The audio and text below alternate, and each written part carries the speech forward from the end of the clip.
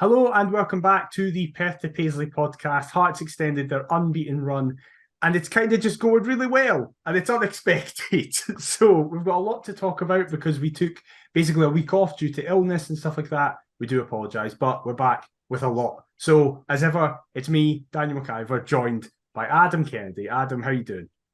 I'm good, mate. Much better than I was last week. Yeah. I was on the verge of death, but here we are. So yeah, feeling a lot better.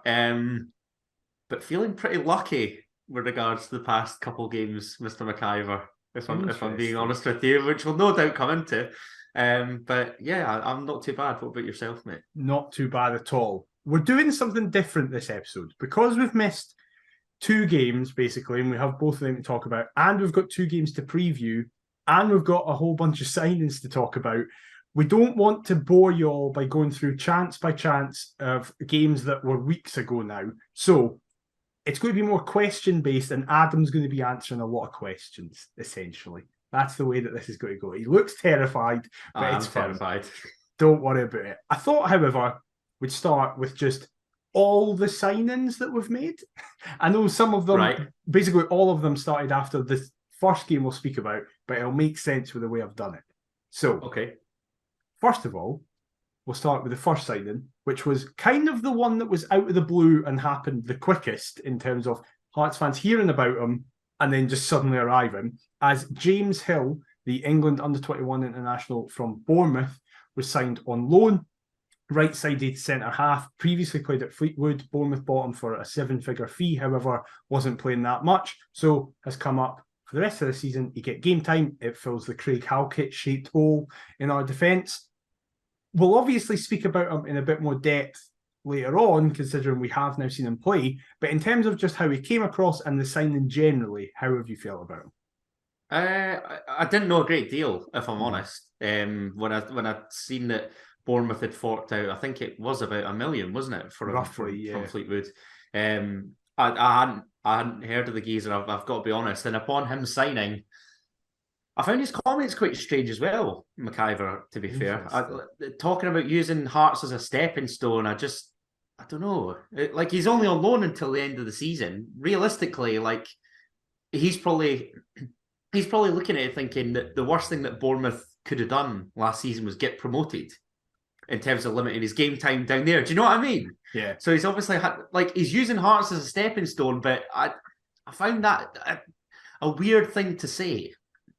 Because if I'm looking at it, sorry, like I was looking at like Fleetwood, Bournemouth. Like Hearts are bigger than both Fleetwood and Bournemouth. Yeah, I know that Bournemouth are in the Prem, but I've had more folk in my house than Bournemouth getting their games. So let's just settle down a piece. But Bournemouth are bigger to him than Hearts. Bournemouth are bigger to the general public than Hearts purely because they have the money to compete in the Premier League. The way it is now is that it doesn't matter about history and fan base stuff. It's all about the money that you can afford.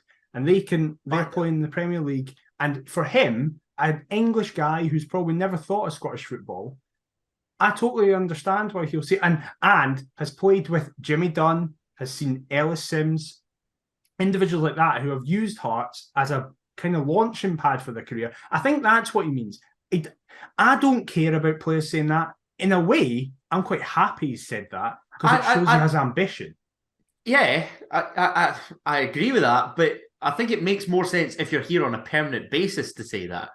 Like he's only going to be here. Realistically, what's he going to do between now and the end of the season other than fill the Craig Halkett void? It's not as though he's going to then earn a rip-roaring move to somebody off the back of his loan at Hearts, is he? No, but Bournemouth could go, oh, he's played every single week for the team that hopefully finishes third in the Scottish Premiership. If they go back down, then they might get a little chance. Actually, let's go with him. He's shown that he's been able to compete at a decent level. Bournemouth will think that the Scottish Premiership isn't as good as the Championship.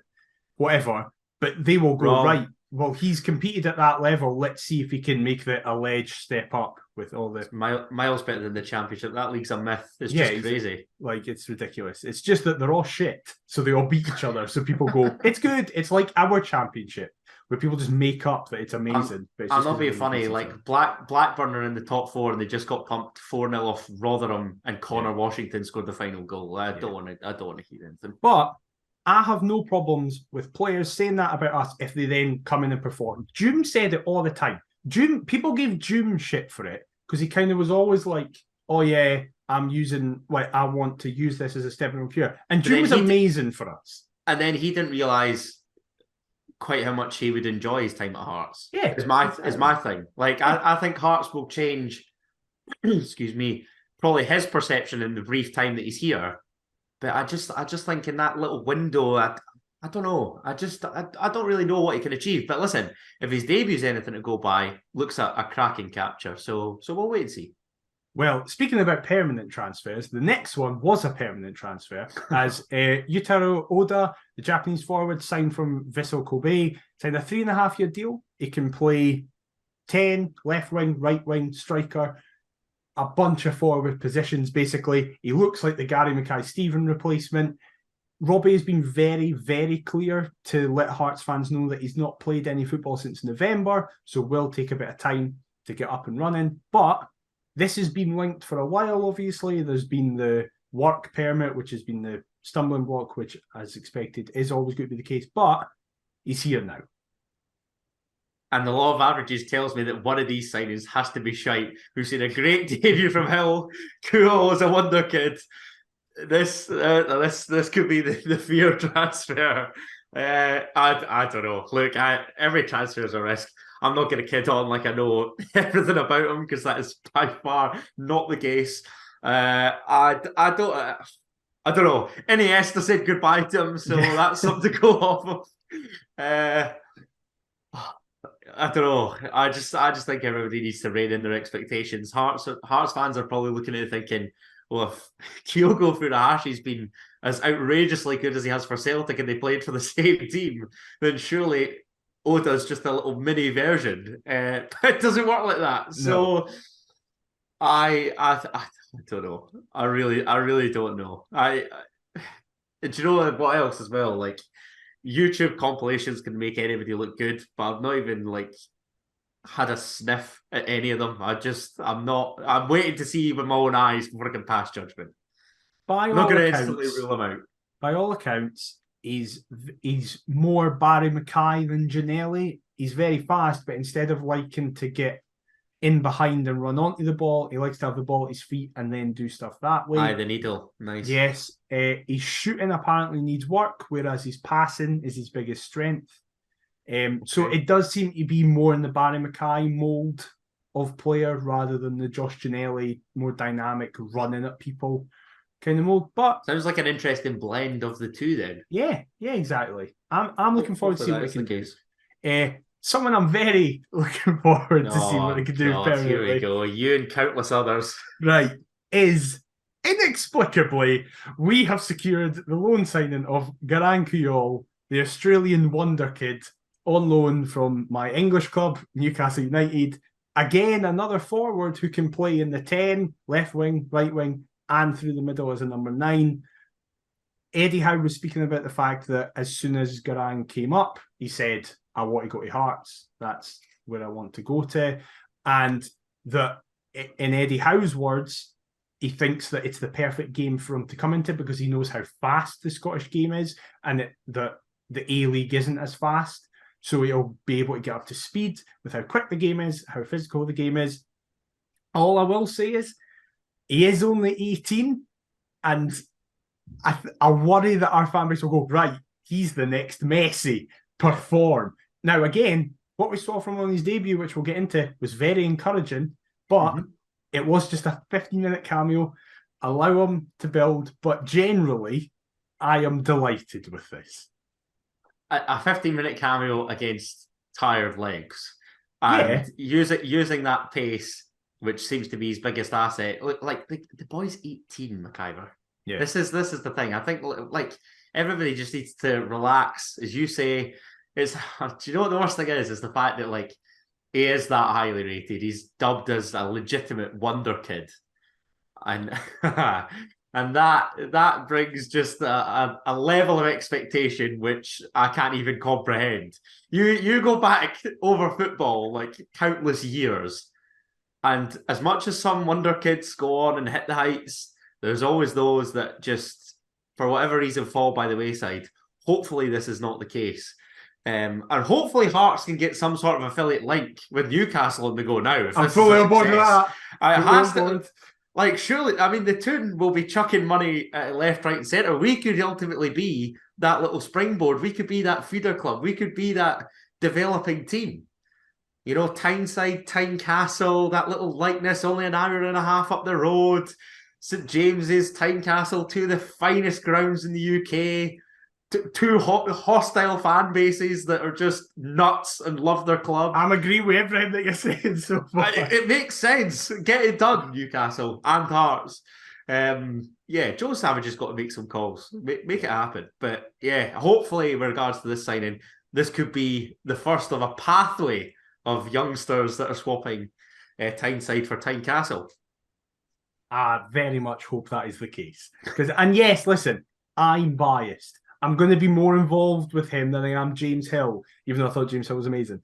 I want him to do well. I think he will do well. I just hope fans have a bit of patience. I hope fans have patience with Oda as well, because I could totally see him come on, have a quiet 20 minutes against Motherwell, and fans go, that's it. Oh, he's done absolutely nothing. We're writing him off, What is Oda, 22? 22, yeah. So young guys, 22, 18, just rein it in, relax. Exactly. However, now we will go into the double-header games that we had against St Mirren, one in Paisley, one at Tynecastle. How ironic that I'm talking about relaxing. This was anything but relaxing. Jesus God. So this is the thing. As I said, we're not just going to go through and go, in this minute we had this chance and all this part. We'll speak about the big moments from the games. Okay. And more general points about the games and what I think they can tell us about this team and their season overall. And the main one I want to ask you about is formation. Does the 3-5-2, 3-4-1, 2-1, whatever you want to call it, 3-4-3, fuck those. Yeah, whatever it is, does it work with this group of players?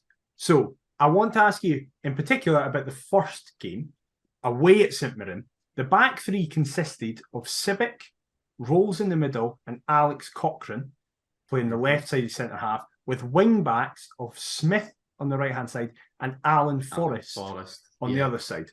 Now, in the second game at Tynecastle, for the first time, what feels like this season, I felt like we had a 5 defenders actually in their right position.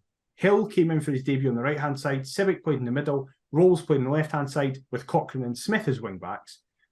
But generally, we changed to the 4 in St Mirren, in the second half, and it seemed to work well. But I've seen a lot of people say, well, look at the system in the first half at Tynecastle, that was in the 3, and we played very well in the first half. What's your thoughts generally when looking at those games? That probably pretty much steals my point. I think we need to look at the performances in both games. Ultimately, we changed to a 4 at the back in Paisley, and it worked to our benefit.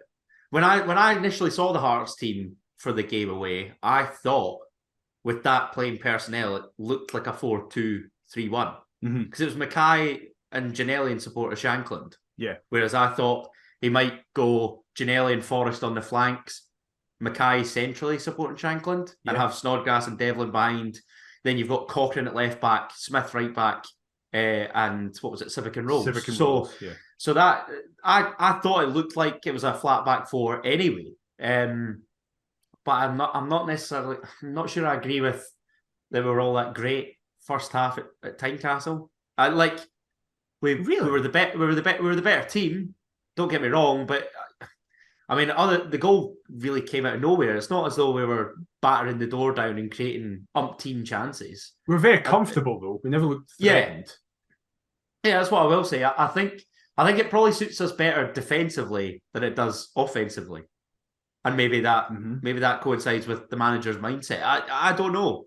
Personally, I'm not sure whether I'd want to see a 3-4-3 at Tynecastle, if I'm honest. By all means, if we're away from home with those 5 defenders in particular games, then you keep it tight, and maybe then, like we did second half when we're chasing it or we're looking for a winner late on, we might switch to a 4. But if I'm honest, I feel as though recently teams are beginning to figure out this 3-4-3 to be honest. I don't know if I necessarily agree with you, considering we're currently on the best run that we've been on in this season. I hear that, but if we were to replay both those St Mirren games, would you feel comfortable that we'd come out, or confident that we'd come out with 4 points? I'm not sure I would. I would, purely because, and we'll get to this in the second game, I thought we were very comfortable in that home game at Tynecastle. I'm not sure I agree. I said it on Twitter. I disagree that I think apart from one moment where I thought we would concede, I never thought we were going to concede at Tynecastle at any point during the game. I think on the flip side, away at St Mirren, in that first half, we could have conceded 2 or 3. Oh, it was dreadful. That was probably the worst 45-minute period of our season. I can't think of any worse, if any worse. That was really bad. I agree with that. And it brings me on to what I think is part of the problem with that shape. Snodgrass. Now, obviously, everybody's been speaking about how good... No, I mean... what I mean just is, the way that was worded. No, I don't mean that Snodgrass is the problem with the shape. Oh, you say Tiger. What I mean is that a 2 in midfield with Snodgrass with that shape. You want to see legs either side of him, don't you? And you want to see him at the base. I get that. Snodgrass has probably, I think it's fair to say, in the last 2 games, had his worst 2 games in a Hearts shirt.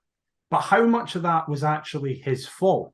Because Robinson said after the first game that they just targeted him because they watched, particularly in the Hibs game. Understandable. Hibs game, he ran the show. He ran the show for that middle pocket just in front of the defence. Alex Gorgie in particular, I thought, especially through in Paisley, I think that's the best I've ever seen Gorgie play, ever. It was an absolute hammer thrower in the reverse fixture. My he was. God. How he escaped a booking, I have no idea, can I just say. No idea. But, so that's why I don't want to put as much blame on Snodgrass. The first goal the only goal we conceded in these 2 games does come from an unprompted mistake from him, where he tries to play the ball. Unfortunate. Yeah, it's not like it's unfortunate. And even the set piece itself, it's on target, but that nick does deceive Clark. Clark's going the right way, yeah, and then it deflects back off. Snodgrass, however, I thought even in the second half when we changed formation, still was quite poor. We'll get to what he did in the second half of that game. Can I ask you something? If you want him at the base right now, who are your 2 either side? Devlin and Grant. Because George Grant to come in. Purely because I think from what we've seen of him, I think his biggest strength is the ability to just kind of get the ball down and ping passes. I don't want him running, really. I just want him, and I know some people might go, that's what Snodgrass does. But Snodgrass kind of makes the team tick. I don't think Grant would make it tick in the same way. I know what you mean. Snodgrass kind of offers for balls as is like a constant support for everybody else in and around him. He's always showing for the ball, Robert Snodgrass. That's probably my favourite trait. Yeah, I think so as well.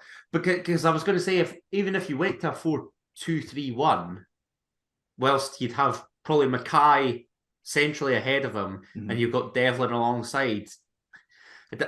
I'm all right with that as well. I will say that. I'm all right with that as well.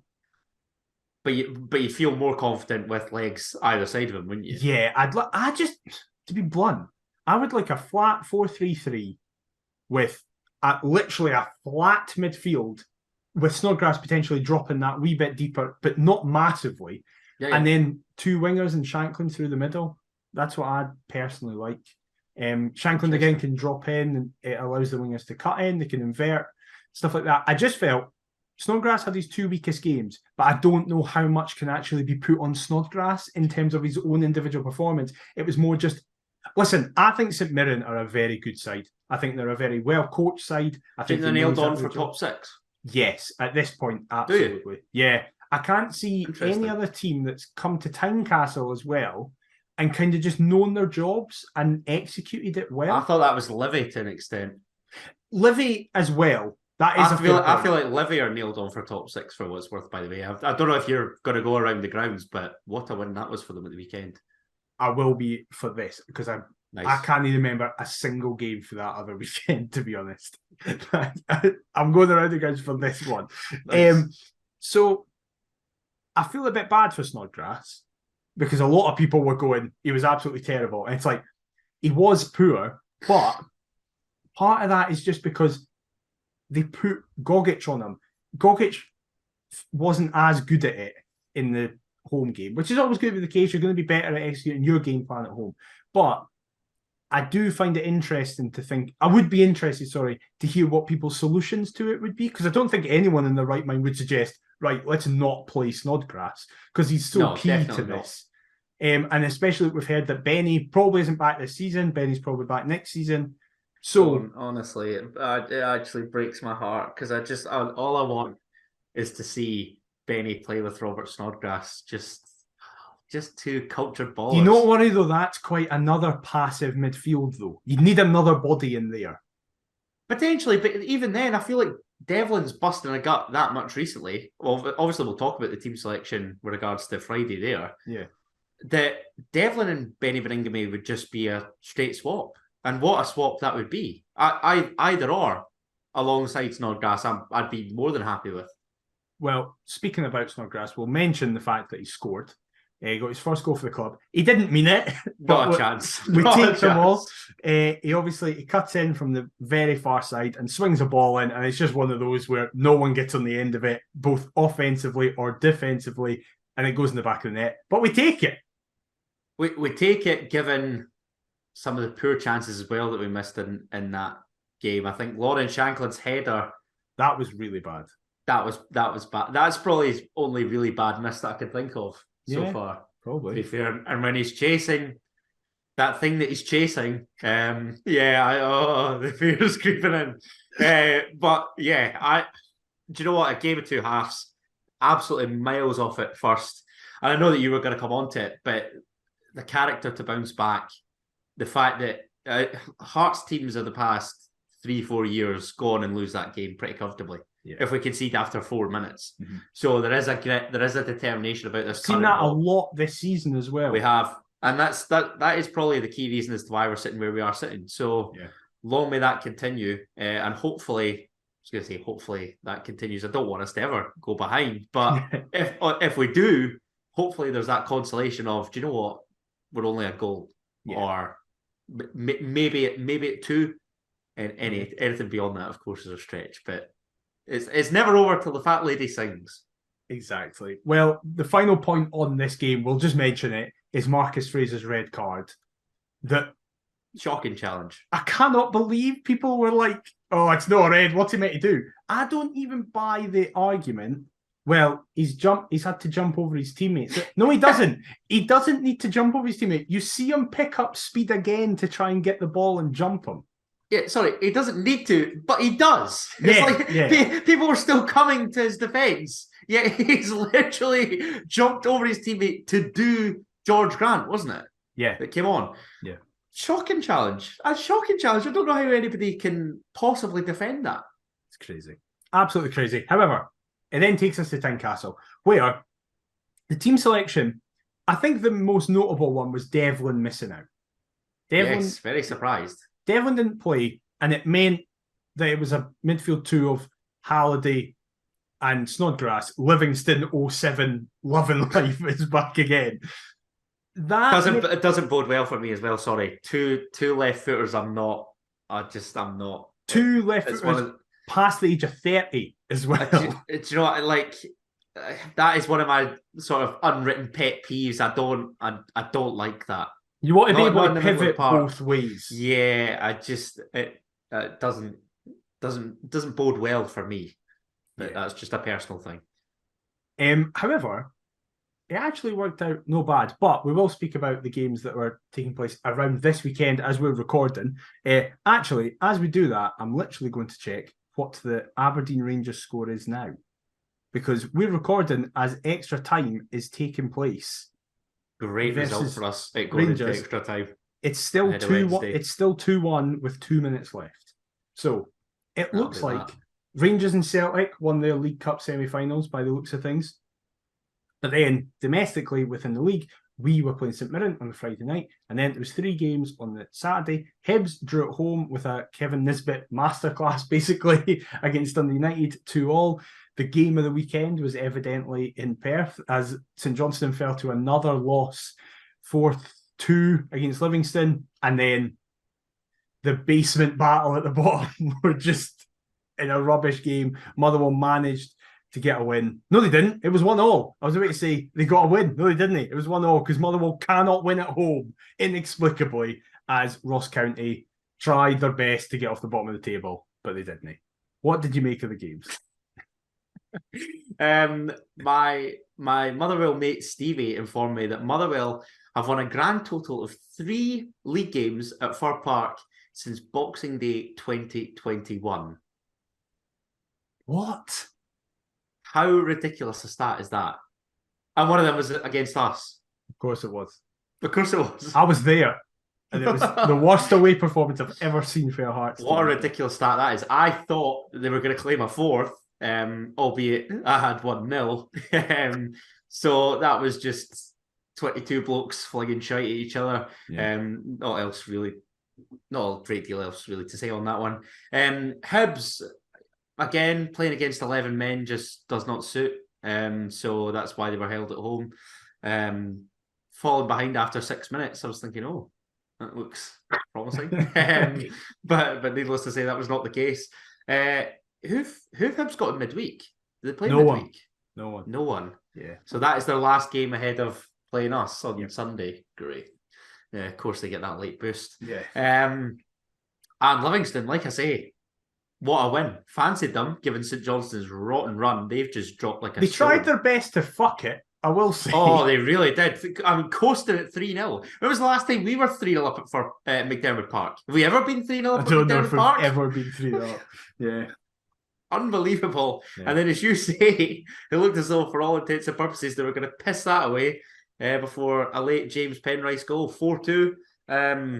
I think Livingston are nailed on for a top 6 spot. I really do. I actually think Livingston are more likely, if anybody is going to catch us, than our midweek opponents. Yeah. There you go. I said it. You've went for it, despite how much you absolutely hate them with all your heart. No, do you know what? I'm growing on Livingston now. I don't think I'll ever grow on the away day. Like, I don't think I'm ever going to go back. Yeah, just because of that 5-0. Yeah. That will haunt me till the day that I die. But in terms of like Davy Martindale's just a king. There's quite a lot to like. Jason about Holt's Livingston. love and life. I don't mind them. I like the dynamic they've got. I like Big Joel Newbley. I like wee Bruce Anderson as well. I'd love to see the two of them play up. Christoph Berra's now a coach. Yeah. Oh, yeah. Thanks for adding that, McIver. Yeah. Oh, no. Now I'm back to hating them. Now you're absolutely despised them. Yeah. Hate their guts. Anyway, we were the first game. And yes, 1-0 win. A lot more controlled. Listen, we clearly disagree. And I saw Hearts Twitter was very much split. Some people were like me saying, I think there's been an overreaction to it, which I definitely think there has. I definitely think there's been an overreaction. Do you know what? I'm usually one of these jokers that overreacts. I just sort of took it and moved on. Like, I think that's a normal response to it. I think that's fair. That's what I should be doing, but I don't because I'm emotional and I get too attached. But what I will say is, and lo and behold, we have not experienced this for a good few years, that is for sure. But it is the sign of a good team winning when you're judged to be not necessarily at your best. Yeah. And I didn't think we were on Friday night. I don't think we were at our best, but I don't think we were as bad as some people were making out. No, probably not. Yeah, I think some people were. I think some people, right, are so, and it's understandable, are so used to having stuff to complain about, and now we're just kind of like good. Yeah. So it's scraping like the barrel a wee bit. Yeah. It's like, oh well, we didn't get above an 8 out of 10 performance. This is unacceptable. We're going backwards. Don't get me wrong. Some of the chances toward the end, I was thinking we are trying our absolute damnedest to chuck this. I really thought. At the same time, though, we were very solid defensively, even with losing our best player. Do you think we were solid defensively on Friday? I think for the. I just feel like I feel like they left their shooting boots, if I'm honest. Up until the minute Alex Cochrane went off the park, I thought we were never in danger of scoring. Conceding. What a player that boy is. And he's just amazing. Is he the latest that we're just going to accept that he's not going to be here for long? I can't accept that yet. So I'm still in the camp of, no, he's here forever. He's going to be a legend. I love him. Do you know what? I'm so honestly, I beg he goes to Italy if anywhere. Don't go to Southampton, mate. Please, I can't stress it enough. I'm not keen on Southampton. Or if you do, it'll be at least £10 million, please, Nathan Jones. Per toe. Yes, exactly. First of all, though, we'll say we scored probably goal of the season. That aside, it wasn't great viewing, but this goal is worthy of winning any game. It made the journey up worthwhile. So thanks for that. I appreciate it. I love when they do that. Just absolutely great. Pass. Barry Mackay, central to everything, getting the ball in, playing it into Shankland, having it back, playing it into Halliday, having it back, hitting it. Just great. Across the keeper. Just he doesn't score tap-ins, does he? No, just one of those majestic finishes. Lovely. Just straight off the training ground, that. But again, you know me, I love Barry Mackay, like, needless to say. But that was literally about it. I don't remember him doing a heck of a lot else with regards to the 90 minutes. But that's fine. I'm on to Magic. I don't mind it. Everybody, these are the type of players that most fans despise. I just love a moment of magic. I always have. I'm guilty of that. Well, someone else that the entire fan base is united behind and had a lot of pressure on his shoulders, but so far is very much rising to it, is Xander Clark in goals. That double save is up there with Gordon. Like, you're all welcome. Stop claiming it. Stop trying to claim it. We can rewind the tapes if you want. We can rewind. You were astonished. He was still a free agent. I knew. I thought, let's hopefully get him on the floor. Get yourself up. That's not the same as going, I am the reason we've signed him. I basically identified him. Yeah, basically. No, but he is performing admirably. I have to say, he's exceeding my expectations with how decent he's been. I like his because punches. it cannot be easy, that knowing that not at all. There's a player that is so universally admired, adored by the fan base, club captain, club legend. You've come in, you've played for a divisional rival. I don't know. It's tough gloves to fill, and so far he's just taken to it like a duck to water, which is great because he knows that if he's in with a chance of performing for Hearts, odds on he's probably going to get the Scotland starting berth in goals as well, because there's nobody else really that I can think. I mean, Liam Kelly potentially, but Motherwell he's the main compare. Horrific, but that's his only real competition, isn't it? So successor for club, successor for country. It's a no-brainer for him to sign at Hearts. Yes, he's had to bide his time. Yes, the circumstances to which the opportunities presented itself are shite, but he's been anything but. He's been top class.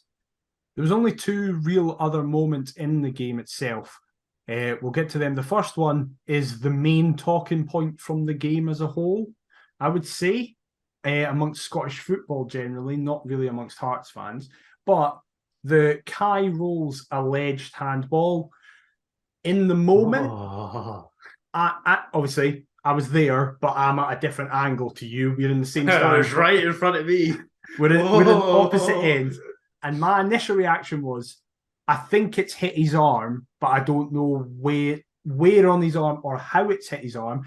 Initially, someone behind me said it deflected up and hit his arm. So I was like, oh, okay, I'm not sure. And then, obviously, initially, it was given as a corner. And my brain went, well, the only deflection it's taken to go out is off Kai Rolls. Yeah. So how is he given that as a corner if it is off his arm? But then he's obviously deemed that it's come off, like, I don't know, his belly or his side. Part of his arm that is not legal, but is okay to hit off of. VR goes to a very quick check and is deemed, yep, that's absolutely fine. Sorry, I'm delighted that you mentioned this.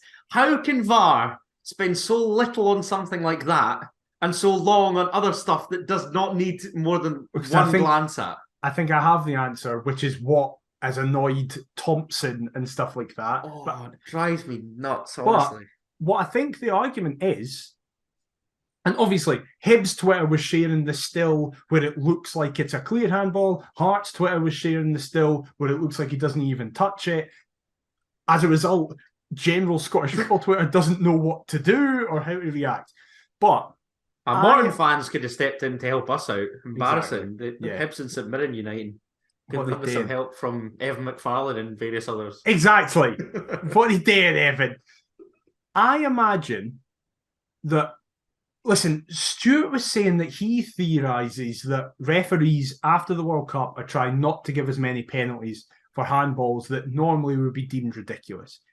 I think this one wasn't given as a handball because the rule is if it hits you above your t-shirt line, it's not a handball. Additionally, if you're moving your arm away, it's also not a handball. I think the way, I'm not saying this is right or wrong, I'm saying I think the referee and VR has interpreted it as that's hit off his arm above his t-shirt line. He's not moving in the way of the ball. Some stills make it look like he's literally reached out to try and grab the ball. But when you watch it in real time, he's pulling his arm away the whole time. So I imagine that's why VR went, that's not a clear and obvious error. We're not going to say to the ref, we think you've made a mistake there.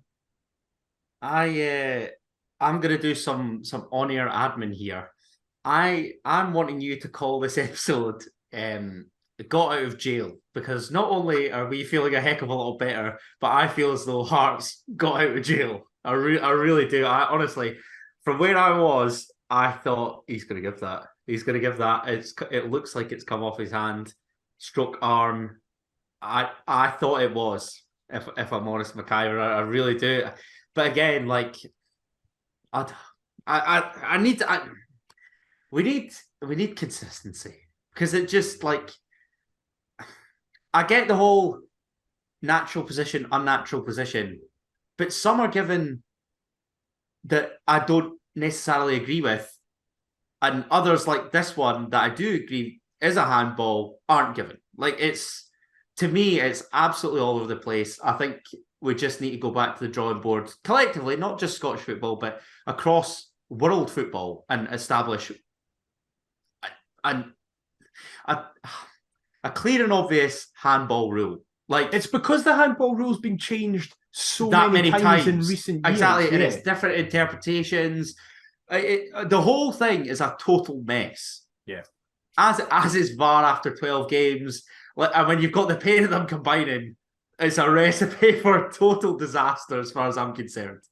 Well, what was a clear and obvious error was Stephen Humphries right at the death, as Garang 5 minutes earlier should have had the ball passed to him by Stephen Humphries.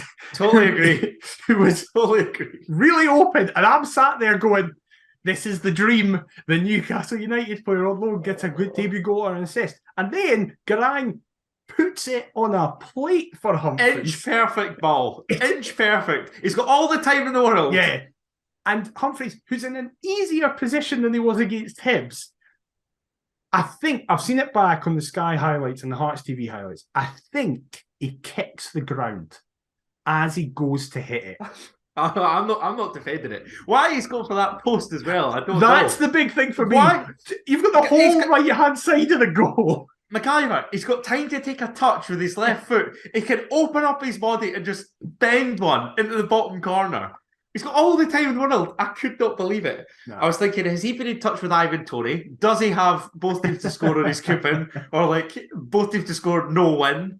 Like, I was convinced that there was some sort of betting scandal, some sort of fixing going on. I would just like to say on paper, the Perth Paisley podcast is not accusing Stephen Humphries of anything like that. It's not. It's being funny. I'm not getting into that legal battle. No. And Ivan Toney's is all alleged. All alleged. Yes, exactly.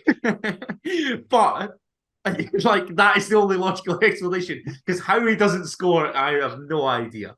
It was absolutely really funny seeing Newcastle United Twitter see that chance.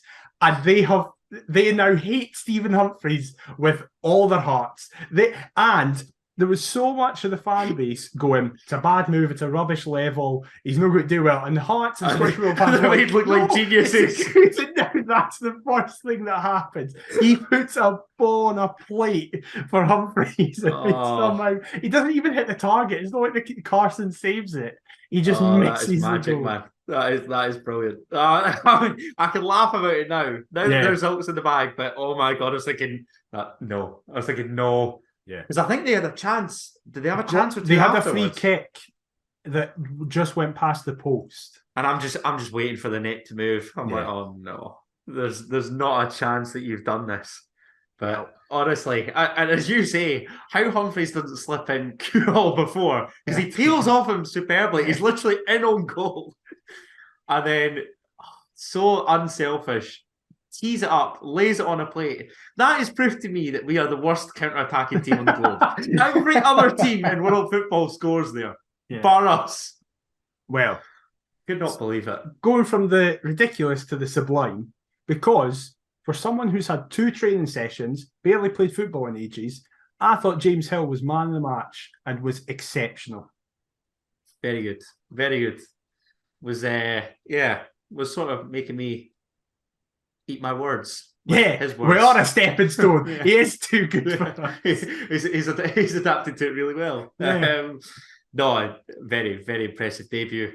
Hopefully he's got a couple more of them to come. But if I'm being honest, I don't want him as troubled or having to mop up as much. Of course. But I didn't think we were great, but he was a real shining light. I will say that.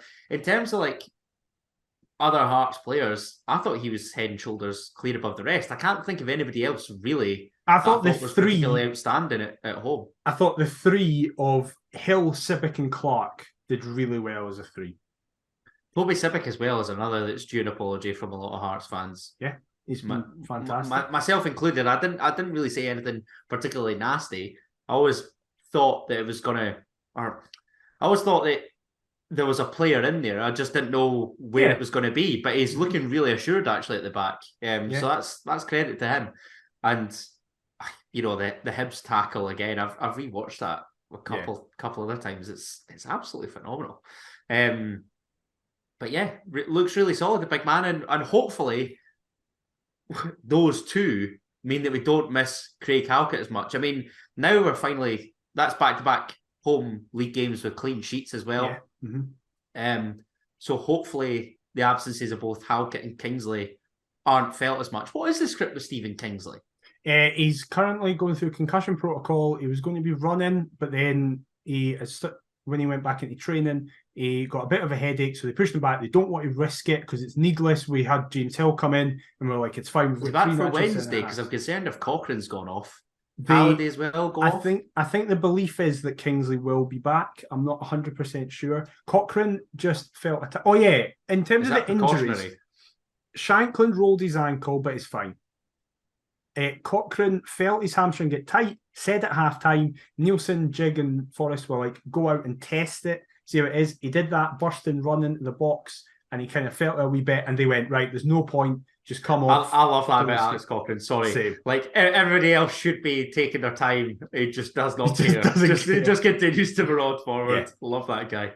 Absolutely. Well, speaking about hoping to have Kingsley back, Cochrane back, is probably because, arguably, this is the biggest week of the season so far. Undoubtedly the biggest week of the season. Undoubtedly. It's a promising start with one not being at our best. Need to step it up. Grateful that Aberdeen have been taken to extra time by Rangers at Hampden. And hopefully we can make that count, having had, a day and a bit's rest. And then obviously having played 2 hours. Again, going down to 10 men as well is fantastic because they've had to work that extra bit harder. What with Anthony Stewart being sent off, but he's going to be back.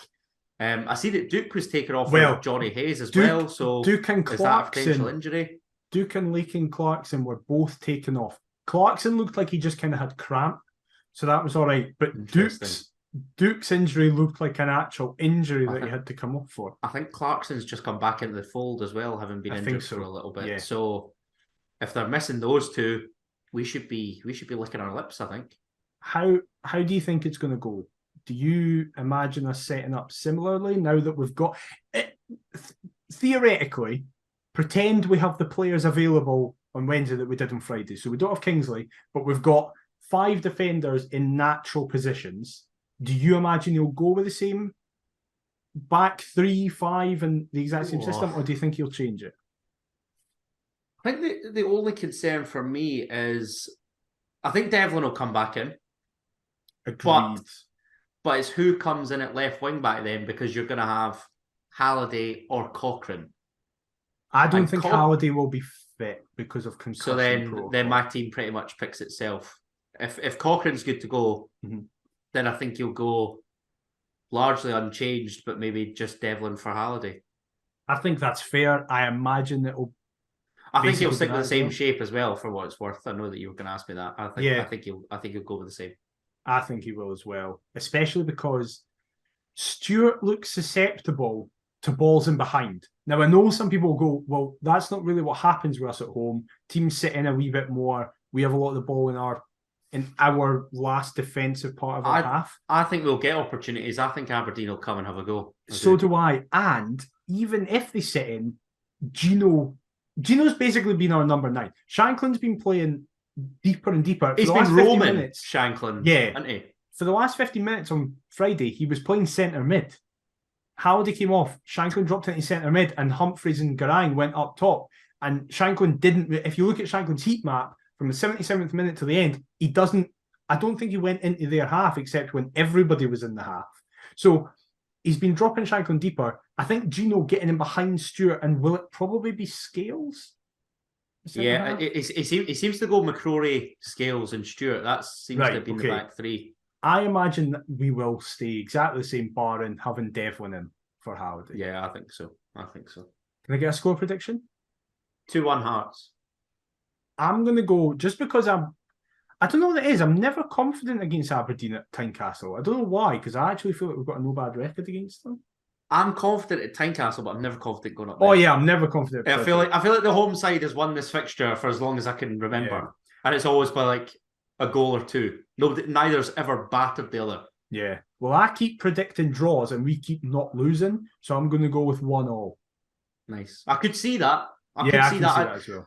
For what it's worth, whilst I'd love to win every single game at Tynecastle, I do believe that we should be looking to win every game at home. Points not necessarily the worst result. Again, it all depends how the game goes. They have to be clawing this back, really, is my thing. I don't think, like, if we took the lead, say, and are pegged back, it's not the end of the world. Yes, it's disappointing because we'll then have lost the chance to go 9 clear of them. 9 clear of them if we win, yeah. But a 6-point gap still pretty healthy. And I think we have the possibility or have the potential to extend that. Definitely. So, and then I don't see why not. The big games don't stop at all, as this Sunday. I'm more nervous for this than I am midweek. Yeah, of course. It's always going to be the case. But I shouldn't be, because they're. I know, but it's still a derby. They're just not that great. But it's us there. Yeah. Hearts travel to Easter Road in the Scottish Cup, fourth round, and it's obviously huge. For a derby, it's Robin Nielsen's chance to get his first win as a manager at Easter Road. But as Adam has just hinted at, Hibs, I don't know if you would say, are in disarray, but they're in a very bad place just now, with the exception of 2 main players, one of who didn't play the last time we played Hibs in the league last week. Ryan Porteous will be back in if he's still at the club, which by all accounts he still will be. And Kevin Nisbet, who his only really poor game since coming back from injury was against us, ironically, at Tynecastle. Where he got next to no service. Yeah, where I think he scored 7 goals in 6 games, or 7 and 7. Yeah, that's right, yeah. Something like that. Yeah, it was 5 and 5, I think you're right. Yeah, I think so. 6, yeah. Listen, he is their main focal point. If we can keep him quiet, I think we'll be fine. I don't think we'll be bothered. But it's very easy to just say, oh, well, if we keep him quiet, we'll be fine. It's at Easter Road. Obviously, we've played there previously this season in the league. It was the Martin Boyle game where we should have had the game won. Didn't. Boyle came in. Obviously, they don't have Boyle. Lee Johnson has spoken this week about hoping to have new players in by the time that the derby comes around. They don't, however, have Kukarevic, however you say his name. It's a very long Ukrainian name. Big Mikola up front. Yes, Mikola. I was worried about him because he's looked very good and he looks good in the air. We cannot defend crosses, so I was worried about that. But it's been confirmed that he's actually out for the foreseeable and his loan might be cancelled. I'm not sure. It's not looking good. For us, it'll obviously depend what happens on Wednesday night. Hibs have a week to prepare for it. We only have 4 days. How do you see it going? How do I see it going? Now that is the $1 million question. There's no money spinning replay, is there? It's determined on the day. I believe it is determined on the day. That might be wrong, but I think that is the case. I can see extra time, and that is not good for my heart. No, not at all. I really can't. I'm bricking it, if I'm honest. Yeah, I'm terrified. I felt confident at Tynecastle, but just down there, man. I don't know. I really don't know. If we played our best, we should win. Yeah, should win. Yeah.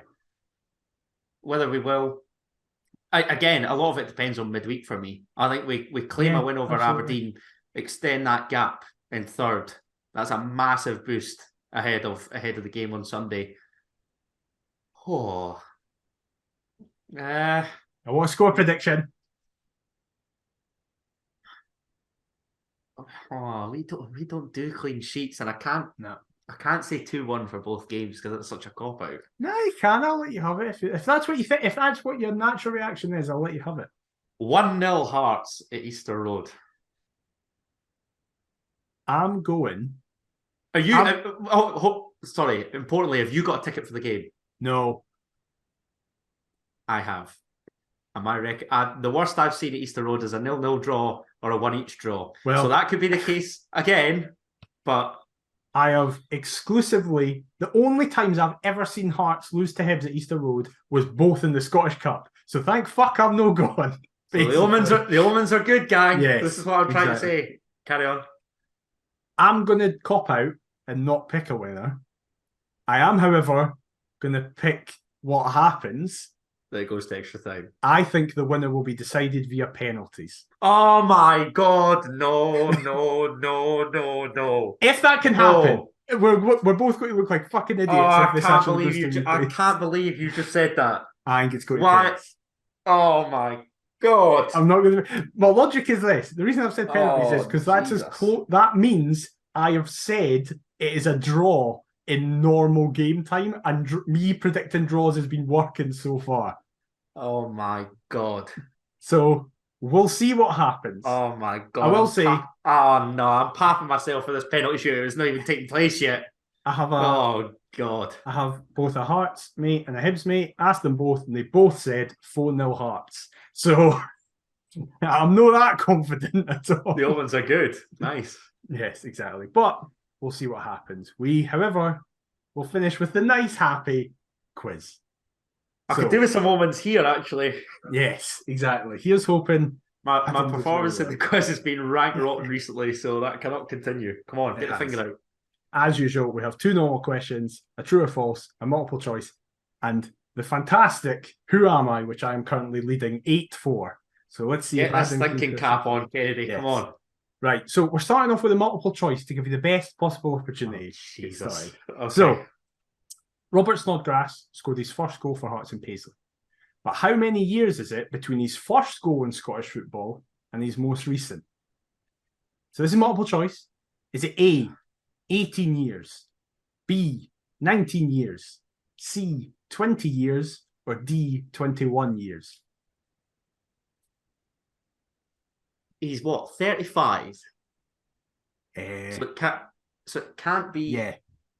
It can't be 21 or 20. It has to have been at least 16. What was your first one? 17? A, 18, B, 19, A, C, 20, D, 21. 18 seems plausible given that he would be 17 turning 18, so I will go with that. So you're going with A, 18? Yes. It is B, 19. It's a year off. You're very close. 16? Yeah. For Livingston. Jesus. Wow. So, question number 2. Our latest signing, Garang plays internationally for Australia. But can you name the 3 nations he could have chosen to play for internationally? No. Well, you should know one. Garang. I know he's of African descent, if that helps. Right, but one of them's very obvious. Is it? Considering he plays for a nation.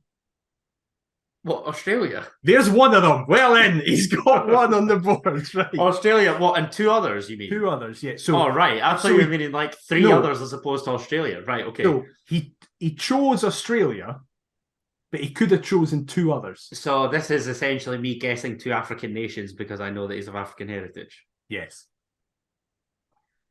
God. Let's go Ghana. Right. And Ghana and Nigeria hate each other. I can't go for those 2. Can I? Oh, but then again, somebody would be eligible for Scotland and England. Yeah, I'll just go with those 2. They're the 2 that I'm thinking of: Ghana and Nigeria. Right. Geographically, you're very far away. Oh, brilliant! That's great. He was born in Egypt. Ethiopia. No. What was he? He was born in Egypt, and both his mum and dad are from South Sudan. Would never have got those in a million years. Not a chance. Yeah, he could have chosen to play for those 3. Should have done my research. He grew up in Australia, and so he chose to play. So this is a good start. 0 from 2. 0 from 2. Right, the true or false is next. So you've got a 50-50 chance.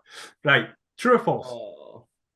James Hill's dad, Matt Hill, was a professional football player for 20 years. True or false? Was Matt Hill man of the match in the 2005 Championship playoff final between Preston and West Ham? That seems like such an obscure fixture. I'm going to say true, but it's false, isn't it? I'll go true. It's false. Bobby Zamora won it, but he was apparently going to be given it until Bobby Zamora scored the winner for West Ham. Winner. Brilliant. Classic. So you're 0 for 3. Because I remember that game so well. Yep, that's basically. I was looking at James Hill's Wikipedia. And I literally said true, but it's going to be false. I know how this works. Right, Absolute 0 for 3. Man. Question 4. This is the most random array of questions I've ever seen in my life. They're all related, though. Snodgrass goal, terrible. 2 new signings. Why did I not do my research? Right, well, this is one that... Yutaro Oda? No. Robbie Nielsen will travel to Easter Road looking to win his first Edinburgh derby there as a manager, which is a statistic he'd hope to change. But how many derbies as a player did he lose? Not just at Easter Road, generally. Did he lose? Yes. Now, I'm going to, because you're 0 for 3, I'm going to give you something here. He played in 17 derbies. How many did he lose? Right. So 056, we were class. Yes, we were. 2007, Hibs had like a golden generation as well, though. They weren't a bad side. Mm-hmm. I think this is going to be higher than folk think. Well, as I say, that's probably why you've included it. 17 derbies. How many did he lose? I wasn't going to give you the 17 initially because I thought you would do better in the quiz so far, but I thought I'd give you this. Thanks, mate. It's good to hear. Right. Considering that the rest of the quiz was piss easy. I think it'll be like a handful. I've got 3 or 4 in my head. I'm gonna go for 3. You were very close. Oh God. It's 5. Really? Played 17, won 7, drew 5, lost 5. Lost 5.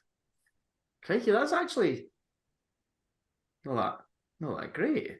It's all right. 12 unbeaten at 17. But 10 times he didn't win, and 7 times we did. Yes, but only 5 times he lost. Suppose. Most Hibs players around that time would have 5 times as they won. Yeah, fair point. Fair point. Right. You're 0 for 4. This is an absolute shocker. Who am I? Sorry, just to stop. Like, I'm going to make these quizzes the most obscure questions ever now because this is nonsense. Obscure. They're all related. They are obscure. Sweet. How the hell would I know about some West Ham defender in the 05 Championship Actually, he played playoff for final? Preston.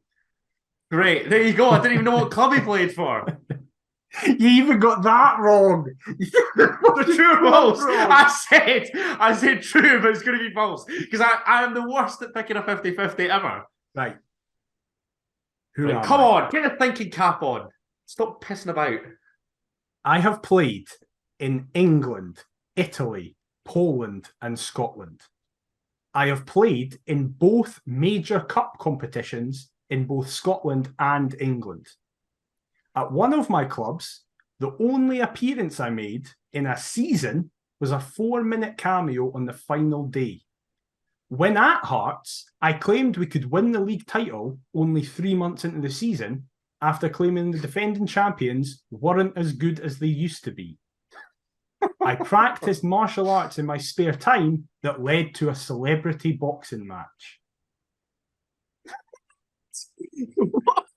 Say that again? I practiced martial arts in my spare time that led to a celebrity with inverted commas. This man was going to be a celebrity boxer. I've just read it's actually an MMA fight, not boxing. An MMA fight. And what were the nations that he played in again, sorry? The nations that he played in were England, Italy, Scotland. Poland, and Scotland. Italy and Poland? Yes. Right, I've got this man's Wikipedia up. I'm ready. Yeah. Oh, God. Right, we'll start with the years. What is the era? I need to know the era. He played for Hearts. This is the one question I didn't want you to ask because I now think you'll get it. Good. He played for Hearts between 2015 and 2016. 2015-16. Right. There's another question I don't want you to ask because if you do, that's it. Right. Okay. England, Scotland, Italy, and Poland. Yes. England, Scotland, Italy, and Poland. Oh, 15-16, I've got like Blasey Augustin in my head, but I don't know. Right. I can give you the clues again if you want. Yeah, please. Right. I have played in England, Italy, Poland, and Scotland. I have played in both major cup competitions in both Scotland and England. At one of my clubs, the only appearance I made in a season was a 4-minute cameo on the final day. When at Hearts, I confidently claimed we could win the league title only 3 months into the season after claiming the defending champions weren't as good as they used to be. And famously, I practiced martial arts in my spare time, which led to a celebrity MMA fight. Oh, God. I'm tempted to ask for playing position. Yeah, because I need to know if it's Blasey Augustin or not, because he's just in my head for whatever reason. Is that your question? I'm going to ask, what position did they play? He played centre half.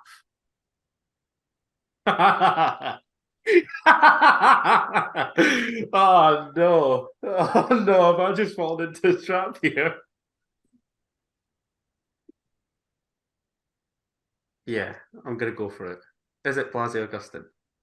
Correct. Yes. I thought I'd give you an easy who am I because I thought that the quiz was quite hard. So I was like, quite hard? It was bloody solid. I'll tee him up for that. Thank God. The two questions I was like, if he asks when did he play in what position, that's it. But if he asks anything else, then he's knackered. But you did. What an interesting man. I want to go into a bit more depth. Guy. I want to go into a bit more depth for these, right? So he played for Bolton, which is when he played in the FA Cup. I thought that we'd signed him. We signed him from Poland, didn't we? But he'd had a spell in England before. Is that right? Yeah, he came to the youth academy at Bolton. All right, I didn't know that. From previous Polish clubs, and then he was picked up by Bolton. Then the mighty Wanderers snapped him up. One of the clubs where he played, the only appearance he made was a 4-minute cameo. Was in Poland, was it? Was it in Italy? Catania in Serie D, who are now, however, I don't think they were in. This was in 2012. Basically, he could have been bought. Oh no, they were in Serie A. Sorry, at that time they were in Serie A. Oh. So he then got loaned to Vicenza Calcio in Serie B, with the option to buy half his contract in the second half of the year. They didn't take that up. So when he came back to Catania, he didn't play because they tried to sell him. And it didn't happen. So that summer, they tried to sell him. It never happened. So for the entire 2012-13 campaign, he sat on the bench until in the final day of the season, they played Torino, and he came on the 90th minute for the last 4 minutes in a 2-2 draw. So that was his only appearance in the entire season. Yeah. Then what a career. The claim about winning the league. We dropped points to Dundee away November 2015. Right? Yes. And after that game, Nielsen said, because if we'd won that, we would have taken the gap between us and Celtic in November to a point. And it meant that journalists were asking Nielsen... Yeah, that's right. We took it like a duck to water that season, didn't we? Yeah. It started really well. Do you think you can challenge Celtic? And Nielsen went, no. With the squad depth I have, we're just coming up for the championship. I don't believe we can. The next day, Augustin spoke to the press and said that, we absolutely can win the league, and the only people who would be surprised are Celtic. My group of players wouldn't be surprised because Celtic aren't as good as they used to be. I just want to let you know, Celtic would go on to win the league by 15 points with us 21 points behind them. And then finally, his MMA thing, it didn't happen because of COVID. COVID called it off. But he was going to fight. I need to get his exact name right because it's very hard to pronounce. He was going to fight former Leicester Premier League winner Wasilewski. No idea. He was part of that a fellow team. Paul? Yes. Never heard of the geezer. And yeah, so he was always playing martial arts, and he had really big legs and did jiu-jitsu, and then he was going to have a cage fight with a former Premier League winner. What a man. What a man, what a random signing from Robbie back in the day. Yeah. I don't like that you've said that though, because that fucking fourth round in that year when that thing happened, him coming on for us to change the game. So that's great ahead of Easter Road. Now I'm full of confidence. Thanks for that, mate. It's all right. Well, hopefully we're all full of confidence ahead of this very important week. But even if you're we hope you've at least enjoyed this episode. If you have, please let us know on all forms of social media at Pet Paisley. If you don't want to do that and you just want to leave us a review, that massively helps.